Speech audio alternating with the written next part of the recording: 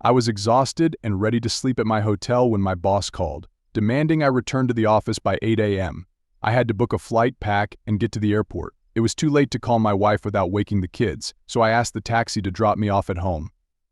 Sneaking inside, I noticed the house was dark except for our bedroom light, where I heard my wife and a man talking.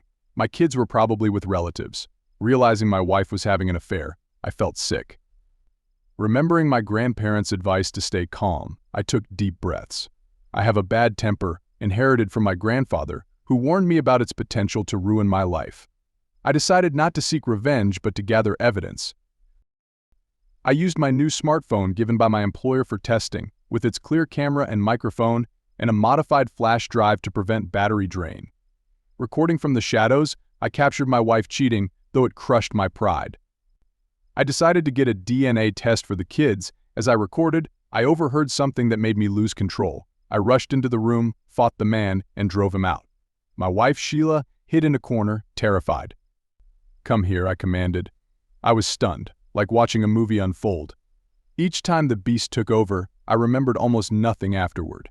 This had only happened 4 times in my life. "Come here," I repeated. She crawled to the corner of the bed near me. "I'm so sorry, Steve." "I'm so sorry, Steve," she pleaded. "I will shut up." The beast growled within me. "Do you regret those times with Danny too?"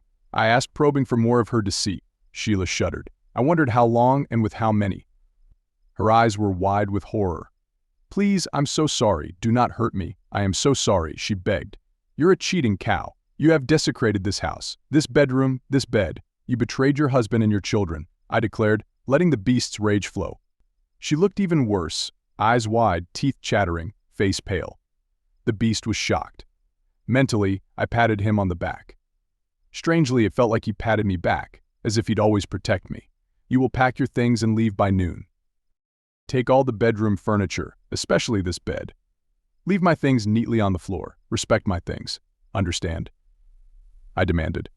"How will I do all this?" she asked, her voice shaking. "I don't care. Maybe ask your crazy brothers I lent money to." By noon, the beast roared through me. "Yes, by noon." "I understand," she whispered in defeat. Sheila shook and covered her head. The beast took control, grabbed my bags, and headed to the car. I noticed Mark was gone. The beast tossed my bags into the trunk and put me in the driver's seat. Regaining control, I saw in the mirror my nose was broken, ruining my looks. I drove to the hospital.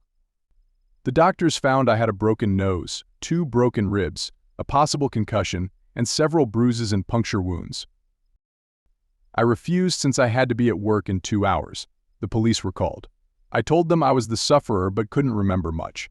I insisted I was seriously injured and the other party was fine since I didn't see Mark in the emergency room. They tested me and I was clean. As a local and employee of a major company, they let me go. One officer's sister worked at my company. I explained I was urgently called back to work. Given the economy, they didn't want to damage a big employer without cause. They trusted me and I left. At work, I went to my boss's office. Audrey Hammer, the VP, had a full bathroom there. I showered and went to bed, still not feeling any pain. I arrived at the office and saw Steve's car. As our best troubleshooter, he was underpaid and undervalued. I wanted to change that, but it meant dealing with my older brothers who co-owned the company. Steve wasn't at his desk.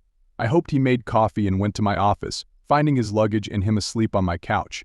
I admired his looks. He's one of the most handsome men I know. Unlike me, prematurely graying and looking older than my age, Steve is oblivious to his charm. I approached the sofa and gasped. His face was bruised purple and black with a metal splint on his nose. I touched his shoulder and his eyes opened, initially scary but then gentle as usual. "Steve, what happened to you?" I asked. "Let's just say I came home to surprise my wife, but she surprised me more. Know any good divorce lawyers?" Steve replied. "Yes, Heather Alexander. She was my college roommate and owes me a favor." Audrey called Heather. "Morning, Heather. I need your help for a friend who needs a divorce lawyer. Can you see him this morning? Thanks." "See you soon." Turning to Steve, she said, "She'll make time for you." "Now, what happened, Audrey? We have a lot of work today." "How about you sit with me while I talk to Heather so I don't have to repeat myself?" Steve suggested. "Okay, Steve. But I want the full story," Audrey agreed. Steve was the best assistant I could hope for. making this job bearable. Audrey and I worked for an hour fixing her brother's mess. The company would be twice as successful without them. Heather arrived and I told my story, omitting details about the beast. I claimed I blacked out with rage and showed them the video. Mark asked Sheila, "Am I more important than your children?" Sheila replied, "I'm yours. I don't care about them." Heather and Audrey were shocked. I growled, "Heather, I want full custody of my kids, even if it means sacrificing our assets. I don't want to pay child support. My kids are with their parents and I want to pick them up. Steve, I'll do my best, but even with this evidence, full custody is tough. Your wife might claim she spoke in the heat of the moment. I'll draft preliminary documents. Give my card to your wife and have her lawyer contact me. Stay calm and avoid more mistakes, understand?" Heather looked serious. "I'm sorry, Heather. I lost control. I'll stay calm." "Thanks for representing me." "Audrey says you're the best," Steve said. Audrey and Heather exchanged a few words in private before Heather left. We'd been working together for a couple of hours when I suddenly got extremely nervous. But I realized the beast was anxious about Sheila leaving my house by noon. I wanted to let her stay, but the beast had other plans and seemed out of control. "Oh no, Audrey, I have a personal matter to handle. It should only take an hour or two. I'm sorry, but can I leave?" "I'll be back as soon as I can," Steve requested. "No problem, Steve. You've been a great help. Just come back quickly," Audrey replied. I ran to my car, worried the beast might take over again. When I arrived home, there was a rental truck and Sheila's brothers moving the mattress. 2 police cars and 3 officers were also there. I grabbed my laptop and approached the police. "Officers, I have a recording to show you about last night." "May I?" I asked. "Are you Steve Blaine, Sheila's husband?" The police sergeant asked firmly. "Yes, I am, Sergeant. I'll answer all your questions. Could you please watch this recording?" They seemed ready to cuff me, but the sergeant had compassionate eyes despite her tough demeanor. "Okay, Mr. Blaine, we'll watch it, but stay where you are," she ordered. "You have my word, Sergeant," I promised. I started the recording and turned up the volume. Even some neighbors watched. When Sheila's voice said, "I don't give a damn about them," Sheila dropped the box she was carrying. We all looked over as she picked up her things. I noticed a bag of white powder fall out of the box. "I saw something suspicious, Sergeant," I said. She saw it too and ran towards Sheila, calling for backup. I remembered a scene in the recording and zoomed in on a small mirror with white powder streaks on the bedside table. I showed this to an officer who called the sergeant over. She then handcuffed Sheila, who cried and sobbed. Her brothers watched in shock. The sergeant ordered them to finish their work as 2 officers took Sheila away. "Sergeant, what just happened?" I asked. "Your wife was arrested for possession of prohibited substances. It's powder. We'll test it to confirm," the sergeant explained. "What about my children? When can I see them?" I asked, looking frantic. "Where are they?" she asked, concerned. "Probably at my wife's parents' house about 5 miles from here. These are your children. Your wife is in custody. If I were you, I'd go get them," she advised. "Of course I need to pick them up. I love them. But what if there are problems? I don't want an ugly scene in front of my kids," I worried. The sergeant's worried look cleared and she seemed relieved. "I'll stay here until they finish and then follow you to your relatives. There will be no violence, but I need a full statement of your injuries." Okay, I came home to find my wife with Mark Grossberg. I recorded it for proof. When my wife said something terrible about our kids, I blacked out. The next thing I knew, I was yelling at her to leave by noon. I went to the hospital after that. I don't know how I got injured or if I hurt Mark. I handed her my hospital documents listing my injuries. She whistled. "Does anything hurt?" she asked. Strangely, no. "I know the pain will start eventually and I'm not looking forward to it." "By the way, you have the most beautiful eyes," I replied. Feeling dizzy, I leaned against her patrol car. "Maybe I should take you to the hospital," she suggested. "I'm just tired and only slept for 2 hours. I need to pick up my kids and get back to work. We have a daycare at work, so it'll be fine," I explained. "Okay, but I'll take you to your wife's parents," she said. "Whatever you say." My soon-to-be ex-brothers-in-law were finally done. I locked the house and got into the patrol car. During the drive, the sergeant offered some advice. "If I were you, I'd get temporary custody and a restraining order against your wife, preventing her from entering the family home or seeing the kids. Right now, while she's in jail, you have control. Use this time wisely," she advised. "I will," I said. I called Heather, explained the situation, and shared the sergeant's advice. She assured me she'd handle everything by 11 tomorrow.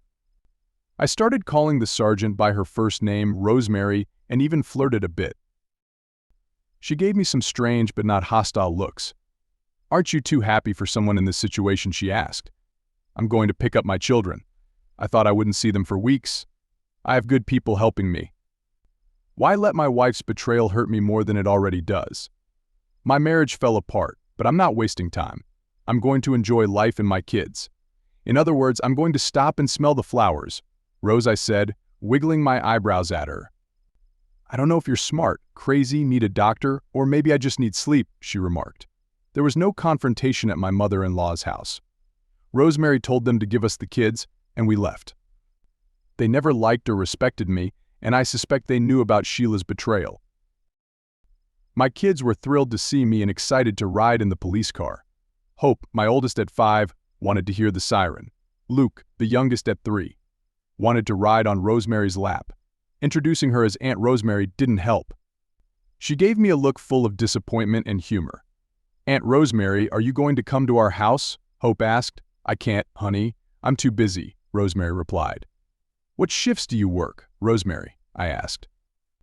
"I work from 8 to 5 all week," she answered suspiciously. "Then you can come to dinner tomorrow night at 6:30. Hope you can show Aunt Rosemary your doll collection," I suggested. "That's great, Daddy," Hope said. "Steve, I never Rosemary began. You don't want to upset Hope, do you?" "Not now." I gave her an innocent look. "Okay. What do you want for dinner, Hope?" Rosemary asked. "Chicken." "We'll have chicken." Hope decided. "I'm doing this for the kids' sake. You seem a bit off. So I'd better keep an eye on you. Should I bring anything, Hope?" Rosemary asked. "What should Rosemary bring?" I asked Hope. "Ice cream." Hope said. Rosemary stopped in front of my office building to let us out. "Okay, I'll bring the ice cream," Rosemary agreed. "Thank you, Aunt Rosemary," Hope said. "Thank you," Luke added.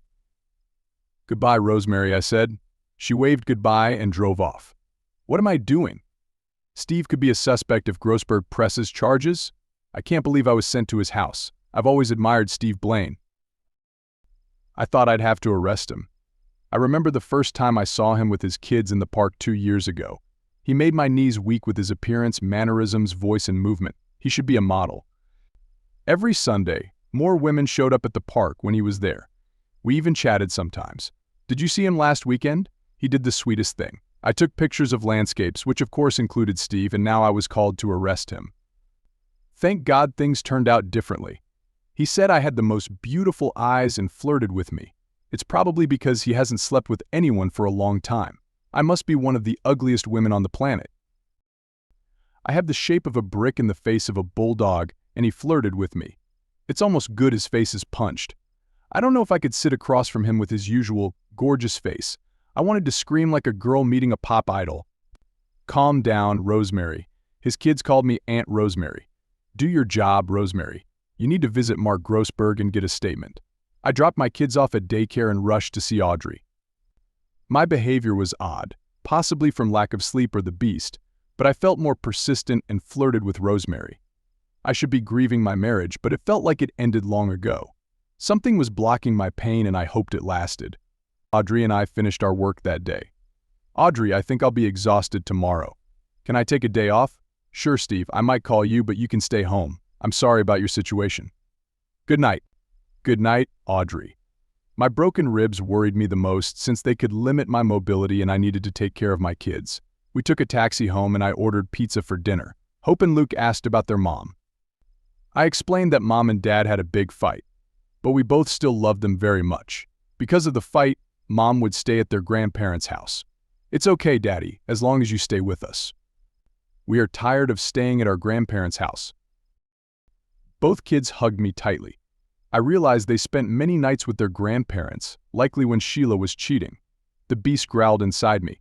That night I found an emergency nanny service and arranged for someone to come at 7 a.m. I hid the key under the doormat.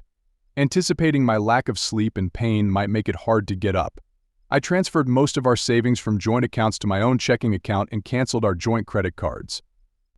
I considered emptying our safe deposit box since I had the only key but decided to think about it. We all slept in the guest bedroom's double bed so I wouldn't have to run down the hall if the kids woke up. This morning Luke and Hope woke me up. Dad, someone is ringing at the door. Just then my phone rang. Mr. Blaine, this is Gloria from the nanny service. Are you home? Yes, Gloria. Thanks for coming. I'm a bit tired. I put the key under the doormat. Please come in and go upstairs. Of course. I'll come now. I heard the front door open and footsteps. The woman who came in seemed to be in her late 50s. I explained the situation. She needed to get Hope ready and take her to daycare, then look after Luke for the rest of the evening. She quickly got to work and was very warm towards the children. I rested for the day. A messenger from Heather's office delivered the temporary custody order and restraining order. Heather called to say that my wife had been served with divorce papers while she was in jail. She expected Sheila to be released that evening. Between the controlled substance charge and the record, I now had a great chance of getting full custody. While Gloria went to pick up Hope from daycare, I stopped by the bank, bought a new safe deposit box and moved most of the contents from the old one to the new one. I only left Sheila's things in the old box at the bank across the street. I opened a new checking and savings account in my name only. I then wrote a check from my old personal checking account to my new bank savings account. Once the divorce is settled, I wouldn't mind Sheila getting half. But now, I didn't want her wasting money on things like illegal substances or bail. I felt amazingly good. Although I finally felt pain, it wasn't as bad as I feared. It was my nose that hurt the most. I decided to buy some chicken from the grocery store and cook it tonight. Gloria left at 5, and to play it safe I asked her to come tomorrow. Rosemary arrived quickly. We had a wonderful dinner. Hope asked to see Rosemary's weapon and Rosemary carefully explained how dangerous real weapons were. I must have looked terrible to Rosemary because she kept asking about my condition. I was bad. I decided to get all the attention I could from Rosemary. She agreed to sit with us and watch a children's movie. Then I persuaded her to buy children. Then I pretended to be dizzy and asked her to sit with me during another movie. I said that I would be more comfortable if she stayed while I was so dizzy, just in case. Keep that in mind. Oh my God, I'm sweating. I've always wondered what the hell is sweat. During the second film, she told me how she interrogated Mark Grossberg. She made me promise not to tell anyone what she said. She found Mark living in a hotel in a nearby town. He was absolutely terrified of me. He said I forced him into the bathroom and attacked him without warning. Rosemary then showed him the film and the part where he apparently throws himself off the bed towards me in the camera. She then listed all my injuries and compared them to his cuts and bruises. She told him that she would be happy to press charges against me, but warned him that I might reciprocate. And if I had done this, he could very well have served time in prison. Mark decided not to press charges. I told her that since I didn't really remember what happened, I wouldn't press charges, although I would have to remember to send Mark's wife a copy of my film. Rosemary left at 11 and I went back to bed with the children. As time passed, I refused all communication with Sheila. I made her talk to my lawyer. My ribs healed in a little over 3 weeks, but my nose still hurt. I redecorated my bedroom with new paint, crown molding, and new curtains. I was finally able to buy a bedroom set that I liked. It was a massive 4-poster bed with matching furniture. Everything was made of heavy dark wood. I liked it. I tricked Rosemary into spending many evenings at my house. I haven't hit on her yet, but I was planning on doing so. I had to wait for my nose to heal. Damn, that thing hurt. Everything was going well at work. I had to spend a few nights away from home, but I was able to hire Gloria for that time. Audrey did everything she could to reduce my trips out of town. Finally, the doctor told me that my nose was fine. I pretended to be dizzy again and tricked Rosemary into staying out late during the movie. I went and got each of us a bowl of ice cream. When I returned, instead of sitting in my chair, I sat next to her on the sofa, also kind of close. We ate ice cream in silence while watching a movie. I gave her time to relax. Then I pulled her closer. She looked at me. "What are you doing today?" she asked. The doctor said my nose is completely healed, so I don't have to worry about hurting it. That's why I'm making a pass at you now. Is that clear enough? I replied. Why do you want to kiss me? I'm ugly. I'm absolutely ugly, she said. I put my finger to her lips to stop her. You're a healthy young woman my age with wonderful eyes, a lovely voice, and a fantastic personality. You take good care of yourself and stay in shape. I like you. Can we kiss now? I asked. But, she started. But I kissed her. We had a great time that night and never finished the movie. Unfortunately, the night ended as usual, but she agreed to come over tomorrow. I couldn't believe it. The hottest man in town wanted to see me again. I've only kissed one other guy who was old, ugly, and drunk. Things were going well with Rosemary. I mentioned that Gloria sometimes took the kids overnight and then asked Rosemary if she was free on Saturday evening. She said yes and wanted to show me her apartment. Rosemary greeted me at the door in a dark blouse and black trousers. Why do women always wear dark colors? What's wrong with bright, happy colors? I asked. I gave her a bouquet of long-stemmed roses and a box of chocolates. She blushed, her eyes lighting up. I kissed her. It's been almost 2 months since I've had lovemaking and I had an idea. What did you cook for dinner? I inquired. Lasagna in the oven, she answered. Can you turn it off? I asked. Yes, please do, she responded. But, she began, but I interrupted her. Sorry, Rosemary, but I'm just too impatient, I said. We made love. Afterwards, I lay next to her and kissed her tenderly. She kissed me back, closed her eyes, and fell asleep. The lasagna was almost ruined but still edible. I ate 2.5 large pieces along with garlic bread to regain my strength. She ate almost 2 pieces. Then it hit me. I'm sitting here with a gorgeous undressed man in my kitchen. What a happy day. The lovemaking was better than I could have hoped for my first time. After eating and brushing our teeth, we cuddled on the couch and watched TV. I felt proud. Ugly old Rosemary Hoover Watkins had driven a gorgeous guy crazy. The phone rang non-stop for 15 minutes. It was my neighbor and friend Beth screaming in my ear. Rosemary, are you okay? We're all outside your door ready to break it down. But we decided to wait since you're a cop, Beth said. Honey, everything is fine. I pressed against Steve's chest. I have a friend visiting. So sorry if we disturb you tonight, I replied. Is it that gorgeous guy from yesterday? She asked. Yes, indeed it is. Steve leaned over and kissed me. Outside, I heard laughter, cheers, and whistles. Most of my neighbors were single women, and I made friends with them. As a policewoman, I protect and serve well. Tonight, I'd keep them awake. I hoped they wouldn't call the police. We made love all night and then fell asleep. When Steve woke me, he had already showered, dressed, and looked as handsome as ever. He apologized but needed to pick up his children. I smiled sleepily and said I understood. He kissed me, promising to call, and I knew he would. Exhausted, I trusted him to lock the door and went back to sleep. Well, it was a wonderful night with Rosemary.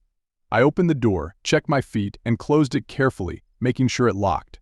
Flashes of light surrounded me. 5 women, some with cameras, stood there clapping and applauding. Feeling a bit awkward, I bowed and thanked them. Then they all extended their right hands like queens. I walked down the hallway humming an old Irish tune my grandfather taught me and heard them sigh behind me. The next few months were pleasant. I didn't spend many nights with Rosemary because of Hope and Luke, but the ones I did were wonderful. However, there were 2 problems in our relationship. The worst was her emotional distance. We'd make progress, but then she'd retreat behind mental walls. The lovemaking was great, but the emotional connection was lacking. Another issue driving me crazy was her constant dark clothing. She always wore black or dark gray, sometimes a white blouse, which felt just as somber. I wanted to shake her and scream, dress in happy colors, stop looking like you're going to a funeral. My divorce was moving forward, and we had a date with the judge. Heather proposed a settlement, but they refused, despite her warning that they were lucky to get that offer.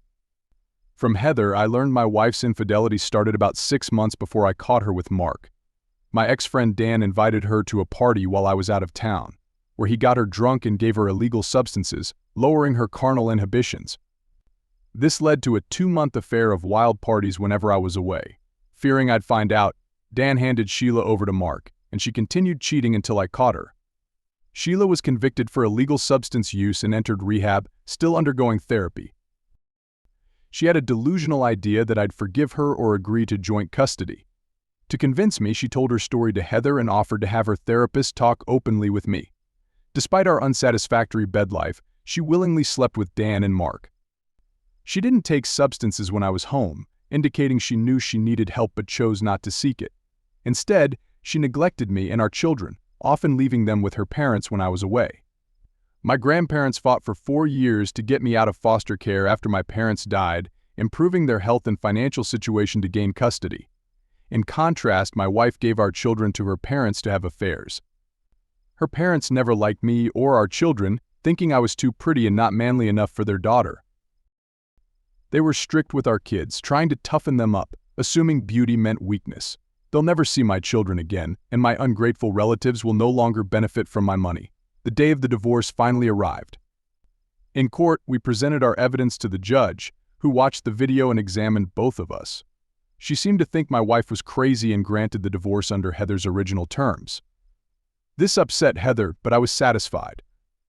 My ex-wife received half of our assets in retirement accounts, but not my company pension. I had to pay her half the equity in our house. I got full custody of the children while Sheila received 2 4-hour supervised visits per month. Neither of us paid child support. I also had to keep her on my health insurance for 5 years unless she remarried. I deducted the loans I gave to her family from her half of the assets, leaving her with about $350,000 excluding retirement accounts. She also had to pay her own lawyer and her share of legal fees. Heather didn't charge me for her services, saying she owed Audrey for all the good things she'd done for her and knew I had supported Audrey for years. Mark Grossberg left the state and his wife filed for divorce. Dan, my ex-friend, moved across town and changed offices. When he sees me, he avoids me. Shortly after the divorce, Rosemary left me, wanting to remain friends but not seeing a romantic future. I was sad but noticed she always held back emotionally. A couple of weeks later, she told me she met a local FBI agent. I wished her well, but we still met for lunches and occasional dinners.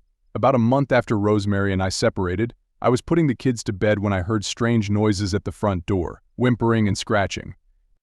Thinking it was a lost dog, I opened the door to find Sheila leaning against the screen door, crying and scratching it with one hand. She had no coat or shoes and it was around 1 in the morning. I carefully opened the screen door and carried her inside. She was unresponsive, and I hoped it wasn't due to illegal substances. Instead of calling the police, I decided she needed warmth. I ran a hot bath, undressed her, and put her in it, remembering her preferred temperature. She used to love soaking in the bath for hours, so I set it up as she liked. I even set up the swing arm LCD TV with one of her old DVDs, I Love Lucy, which she used to watch when she was down. I made her a strawberry smoothie and brought a bottle of water. When I returned, I gave her a straw and told her to drink. She looked like she hadn't eaten in days, so I made her a grilled cheese sandwich and chips. She ate everything and drank the smoothie, but didn't say a word. She stayed in the bath for almost 2 hours, probably fearing I would throw her out. Finally, I brought her one of my robes. I firmly told her to stand and put on a bathrobe.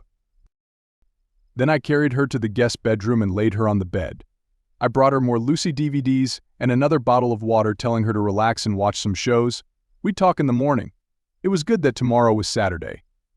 I took her clothes to the laundromat and washed them. Then I fell asleep wondering what was going on. In the morning, I decided to have the kids wake up Sheila. At 9, I took them to her room, telling them I had a surprise. They were excited to see their mother. Hope stood by the bed while Luke climbed on top of her. Sheila woke up to their cries of "Mommy, Mommy." She held them close, expressing her love as if she hadn't seen them in years, despite recent supervised visits. They kissed, hugged, and tickled each other. It was sweet, but I couldn't forget her betrayal. Eventually, they calmed down and Sheila offered to cook them breakfast. They eagerly agreed, and she looked at me for permission. I nodded. I decided to give her more time with the kids, knowing they would soon want to watch TV or play a game. When they did, I sat down with Sheila at the kitchen table to talk. "Sheila, you can't stay here forever. I need to know what's going on. Steve, my family never liked you. They thought you were too soft. If they saw you that night with Mark, they would have been terrified. They always mocked us, assuming you were cheating with all your business travel. I know that's not true, but I started to believe it. That night, Dan seduced me into a life of pills and lovemaking, and I lost sight of being a good mother and wife. My therapist is still helping me understand how I got here, but you probably don't care. At my parents' house, they exploited me, giving me all the heavy work and convincing me to lend them money. 2 days ago, I found out my father was writing checks from my account and gave my car to my brother without my knowledge. I feel like an idiot for trusting them and betraying you. First, we'll go to the bank, then file a police report. You don't have to press charges, but it might prompt them to return your property. Steve, Sheila, you listened to them and ruined your life. You're the mother of my children. Listen to me now, okay? We got in the car and went to the bank. Luckily, Sheila found an old pair of dirty garden shoes. Otherwise, she would have been barefoot. She still didn't remember losing her shoes, having simply run away from her parents' house. At the bank, we discovered her father had stolen almost $100,000, leaving her with only $250,000. We then went to the police station and I asked to speak with Detective Rosemary Watkins. She was surprised to see me with Sheila. We explained the situation and she promised to look into it. Sheila's parents started calling me in a panic, but Sheila refused to talk to them. I had no problem being tough. All of Sheila's property was returned, including her car. They also had to pay back $25,000 immediately and signed a loan document for the remaining $75,000 over 10 years at 12% interest, using their home as collateral. After that, Sheila wanted nothing more to do with her parents or brothers. Steve, thank you for your help. I'm glad to see the mother of my children in a better place. Steve, I hurt you badly and still need therapy, but can I stay in the guest room to reconnect with my family? Sheila, I have an offer, but you might not want it. You caused me severe emotional trauma. If you stay, you must help around the house and take care of the children. I'll set strict rules to rebuild trust. Think carefully before accepting. Sheila flinched. I suggested she seriously consider it and discuss it with her therapist. Steve, please believe me, I truly regret my past actions. Sheila, I can't trust you anymore. One more thing. If you accept, the house will be under video surveillance. This will be hard for you, so don't accept lightly. Sheila accepted, though her therapist was against it. We agreed she would continue therapy. I set up a separate room for her and established strict rules. She went back on birth control and bought clothes of my choosing. I paid her a salary for housework and childcare, which the kids liked. I reconnected with Sheila without emotional attachment and kept strict limits. I confided in Audrey about my situation with Sheila. Audrey wasn't worried about Sheila but about me, fearing my chaotic life would prevent me from finding true love. I told her about a woman I was interested in who was currently unavailable and that I had a plan for the future. Audrey felt relieved that I wasn't trapping myself with Sheila. Despite loving Steve, I saw him make some foolish decisions. However, he was more effective when he had a stable relationship. During the period between Rosemary leaving and Sheila's return, Steve wasn't as competent as usual. He was still better than most, but not at his usual high level. There was a tension in his eyes that was unsettling. Watching Steve is one of my few pleasures, and seeing him with those bruises was tough. The tension in his eyes now seemed even worse, so I should probably stop complaining about his personal life. I hope he finds happiness with the new woman he's interested in. When my brothers and I inherited the company, each got 25% of the shares, with another 25% sold publicly. Over the years, I bought back shares, increasing my stake to over 35%, while my brothers owned less than 20%. Steve's job was to secure another 16% of the vote to help me replace my older brother as CEO of Hammer Inc. He first secured the employees' 7% vote, as they knew who made the corporation successful. Steve's charm was effective in winning over the women who controlled more than half of the remaining shares. The transition was bloodless, and my brother retired to the Caribbean. I finally rewarded Steve with bonus checks and a promotion. Though I couldn't make him president, the deserving manager took that role. I invited Steve to dinner at a Hilton restaurant with the best prime rib in town. I told him, Steve, we did it. You've been wonderful and a great help for many years. As we sipped wine, Steve looked at me with a strange tension, like he was about to jump out of a plane. Besides the huge bonus check, I'd like you to accept the position of vice president. Audrey, you're doing a wonderful job running the company without interference. I know you'll be a huge success. As for the position, I'm very sorry, but I can't accept it. My stomach cramped and I almost choked on my wine. But Steve, why? Maybe he was upset about not being offered the presidency. As I mentioned, there's a woman who interests me. Our company policies prevent me from pursuing her, so I'll have to quit. He must be interested in another Hammer employee. I can change the rules if necessary. I'm not losing Steve. 2 weeks ago, in anticipation of my future romance, I stopped all physical closeness with Sheila. She pretended to be disappointed but was actually relieved. I've also had a complete physical exam and am free of all illnesses. So now I feel ready to start the chase. Why is he telling me this? I can't let him go. Why is he holding my hand and looking at me so intently? Why? Oh God. Audrey, darling, would you like to dance? Stevie suggested the Hilton for its prime rib and arranged everything so we'd have a dance there. He set me up. He slowly lifted me from the chair. I was completely shocked. You? Steve, I'm much older. Sheesh, you're the one I want. Please dance with me. So we danced, and I didn't want it to end after 4 songs. The food on our table was cold. Steve looked at me kindly. They actually have room service here. But we don't have a room. Please don't think badly of me, but I've been looking forward to this for some time. He showed me the room key card. Then this best negotiator in the world kissed me. I'd make him CEO. I followed him to the elevator and we went to the room and made love.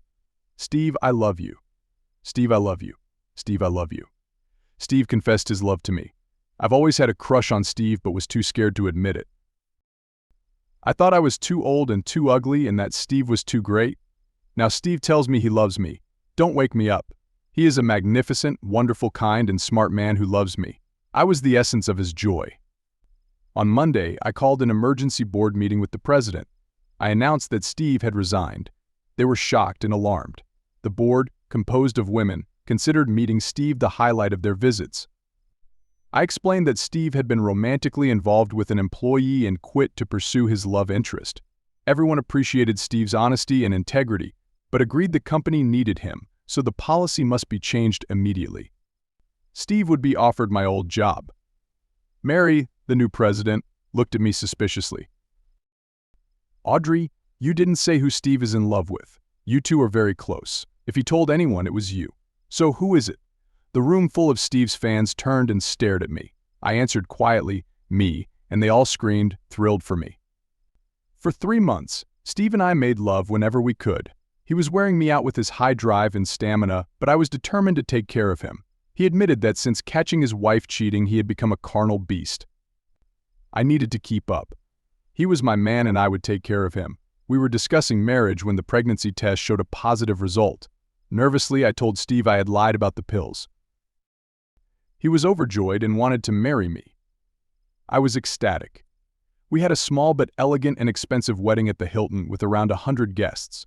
Hope was the flower girl, Lukey was the ring bearer, Heather was my bridesmaid, and Rosemary was Steve's best friend.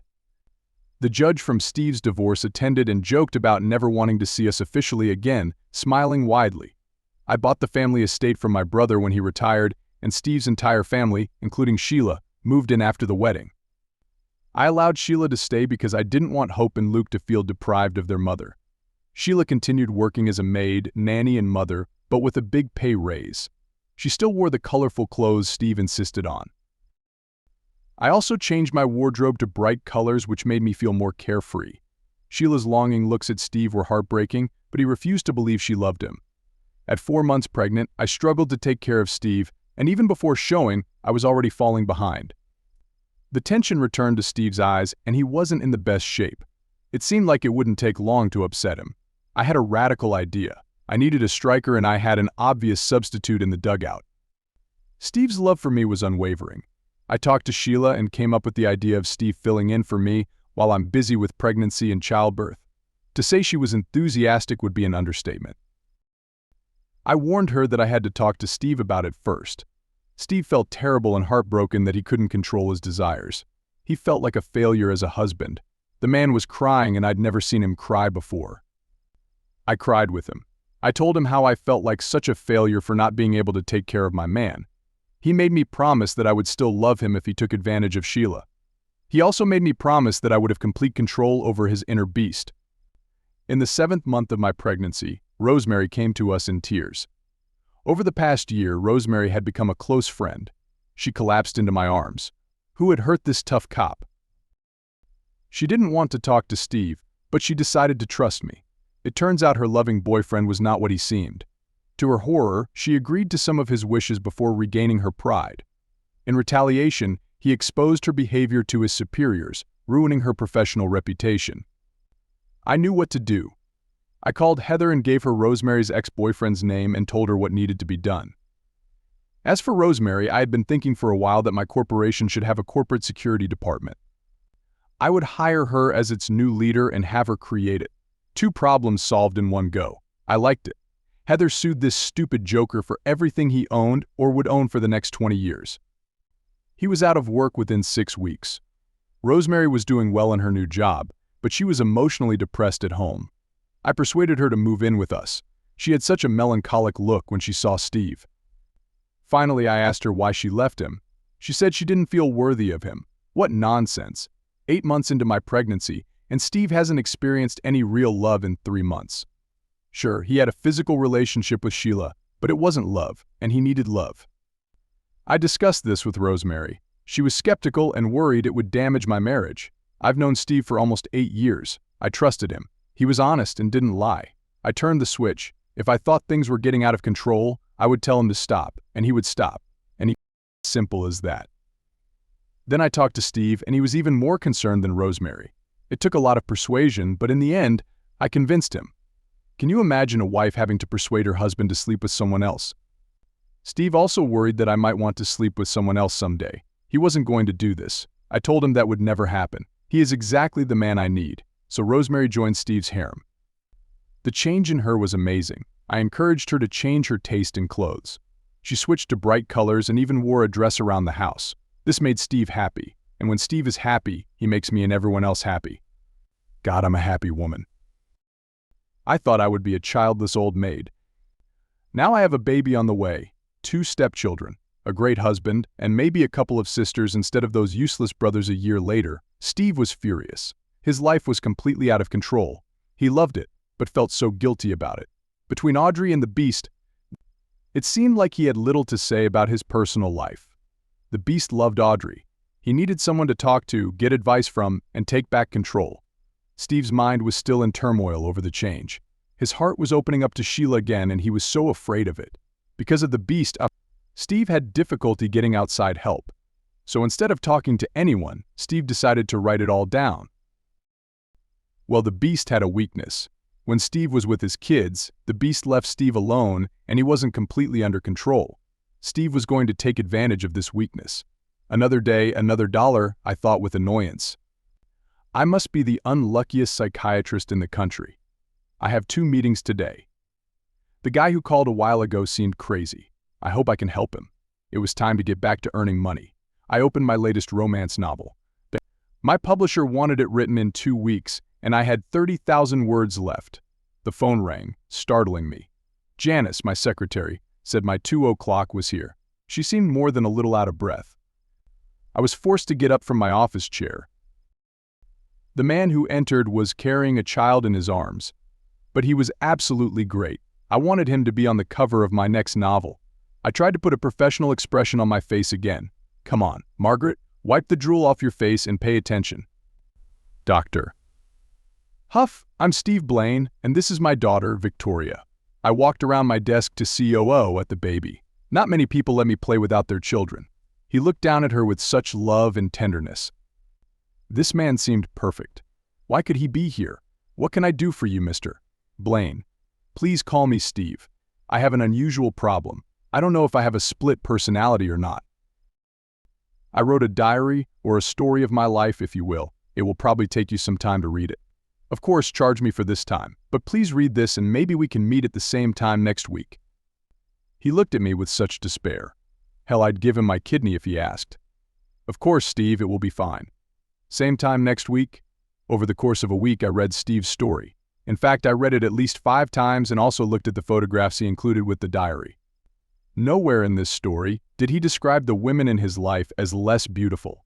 I looked at one photo that was actually one of those family Christmas cards that people make that I would never have had the chance to take.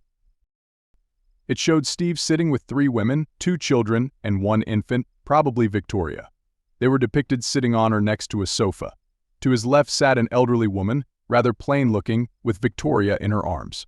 To his right was a woman who was completely unattractive and clearly pregnant. On the floor at his feet sat a woman in a pink maid uniform. She was also somewhat plain-looking. She was pregnant and had 2 children with her. I couldn't believe this picture. For many nights in a row, I hung this photo on the mirror in my bedroom. I looked at her and looked at my face. Looked at her and looked at my face. Hell, I was no uglier than the woman. To Steve's right. How did she get so lucky? Steve was back again the following week with Victoria.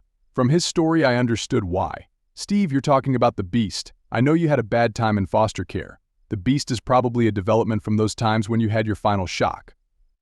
The Beast woke up. But in all your descriptions of the beast's actions, it doesn't seem like he wanted to hurt you. The beast seems to be more of a protector.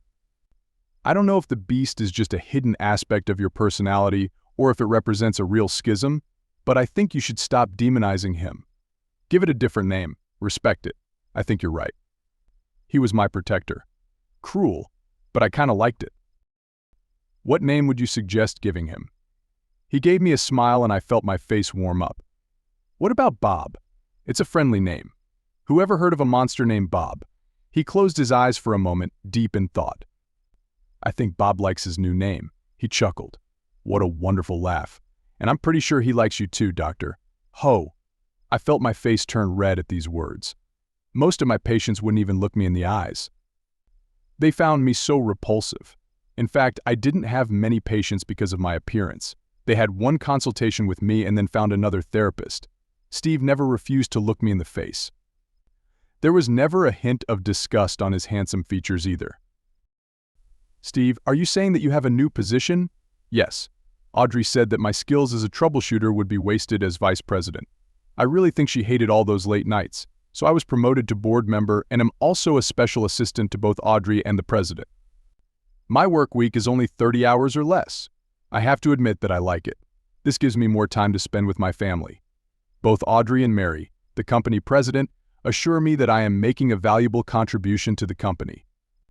The next week, Steve was completely desperate. Audrey wants to bring another woman into our house because she's pregnant again, and Rosemary and Sheila are due to give birth in a couple of months. She's afraid that I won't be taken care of. This nonsense needs to stop. That's not how you do that in polite society in this country. Steve, I understand that you are upset. I would like your permission to go and talk to Audrey. She loves you. I'm sure we can come to an understanding. He had a frightened expression on his face. Audrey is the best thing that could happen to me. You can talk to her, but please don't ruin everything for me. I'll do my best, Steve. Everything was completely out of control. I could lose my license over this, but something had to be done, I thought. As I pulled up to Steve's house, I knew he was out of town, and that would give me a chance to talk to Audrey about Steve. She had already agreed to meet with me. I spoke with Audrey for several hours, outlining Steve's concerns. Audrey understood that they were breaking many societal barriers, but now she loved her life. If society didn't like it, they could just shut up. Audrey, I appreciate your attitude, but Steve is a very kind person. He thinks he's taking advantage of you all. He believes he's cheating on his marriage vows. We'll need to work on Steve to convince him that you're all genuinely happy with the situation. I think it would be better if he had frequent and even daily therapy with someone who was top of their class, I said quietly. A smirk appeared on Audrey's face. What exactly are you trying to say, Margaret? I can call you Margaret, can I? Steve told me you're looking for a new woman. I'd like to apply for that job. I said the last part so quietly that I thought Audrey wouldn't hear, but her grin grew even wider. Next Christmas. Merry Christmas from the Blaine family. There were 4 women in the picture with Steve, all beaming. 3 women held children and 1 was pregnant. The 4th woman didn't have a child, but she was clearly pregnant too, and her smile was the biggest of them all. Audrey, honey? Yes, Steve? Judge Grant from our wedding has been appearing often lately. Are we in some trouble? Oh no, Steve, no problem. But you see, we're all pregnant again and we have to take care of you and Bob. So I talked to Bethany Grant. She's been interested in you for a long time.